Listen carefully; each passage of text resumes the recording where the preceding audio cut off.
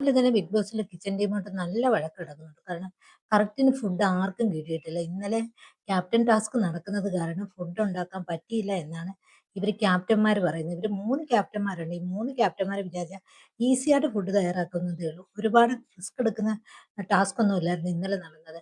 അതുപോലെ തന്നെ 3 പേരുണ്ട്. ആർക്കെങ്കിലും 2 പേര് മതി ശ്രമിച്ചാൽ നടക്കാവുന്ന കാര്യങ്ങള്.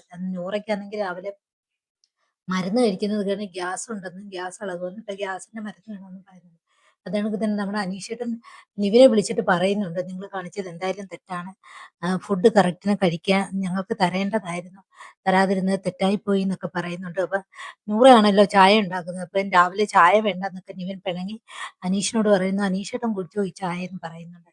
എന്തായാലും കിച്ചൺ ടീം ആണെങ്കിൽ വെറും പരാജയം എന്ന് വെച്ചാൽ വെറും പരാജയം എന്ന് വെച്ചാൽ ഈ 3 ക്യാപ്റ്റന്മാരും കരുതുന്നത് അവർക്ക് എതിരെ ഇപ്പം ജയിൽ നോമിനേഷന് വരുമോ എന്നൊരു ചർച്ച അവർ മൂന്നുപേരോട് അവിടെ നടത്തുന്നു. കാരണം എന്ന് വെച്ചാൽ ക്യാപ്റ്റന്മാരെ ജയിലിൽ നോമിനേഷൻ ചെയ്യാൻ പറ്റത്തില്ല എന്നാണ് ഇവരിവിടെ പറയുന്നത്. എന്താ വന്നാലും കിച്ചണിൽ നല്ല വഴക്ക് കിടക്കുന്നുണ്ട്. ഈ അക്ബറും നിവിനും പിന്നെ ആര്യനുമാണല്ലോ ഇത്തവണത്തെ കിച്ചൺ ടീമിലെ ക്യാപ്റ്റന്മാരും. വീട്ടിലെ ക്യാപ്റ്റന്മാരും കിച്ചൺ ടീമിൽ ഞങ്ങൾ തന്നെ ചെയ്തോളാം, ഞങ്ങൾ ഉണ്ടാക്കി തരുന്ന ഭക്ഷണം എല്ലാവരും കഴിച്ചാൽ മതി എന്ന് പറഞ്ഞ് വലിയ ഗമയിൽ നടന്ന 2 പേരായിരുന്നു, 3 പേരായിരുന്നു. ഇവരും 3 പേരോട് ആ ക്യാപ്റ്റനെ തെരഞ്ഞെടുത്ത സമയത്ത് എന്തോരം ബഹളമായിരുന്നു.